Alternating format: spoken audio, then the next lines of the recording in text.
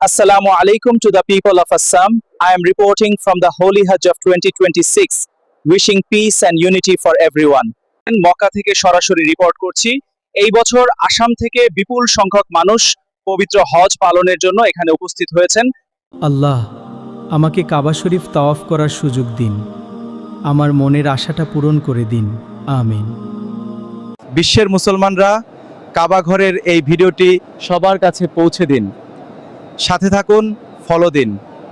আলহামদুলিল্লাহ, মদিনার এই শান্ত পরিবেশে আমরা সমবেত হয়েছি। যারা এখনো মদিনায় আসার সুযোগ পাননি, আল্লাহ যেন তাদের সেই মনের আশা অতি দ্রুত পূর্ণ করেন। কাবা শরীফের এই পবিত্র স্থানে এসে আমি আজ ধন্য। দেখুন, হাজার হাজার হাজিগণ তাওয়াফ করছেন। আল্লাহু আকবার। এই দৃশ্য সত্যি অবিস্মরণীয়। আলহামদুলিল্লাহ, মদিনার এই শান্ত পরিবেশে আমরা সমবেত হয়েছি। যারা এখনো মদিনায় আসার সুযোগ পাননি, আল্লাহ যেন তাদের সেই মনের আশা অতি দ্রুত পূর্ণ করেন। আমি মদিনা শরীফের সামনে দাঁড়িয়ে সবার জন্য দোয়া করছি, যাতে আল্লাহ আপনাদের মনের নেক আশাগুলো খুব শীঘ্রই কবুল এবং পূরণ করে দেন। আজ আমি মদিনা শরীফের পবিত্র প্রাঙ্গণে দাঁড়িয়ে আছি, যেখানে প্রতিটি কোণে এক প্রশান্তির ছোঁয়া লেগে আছে, যা অন্তরের গভীরতা ছুঁয়ে যায়।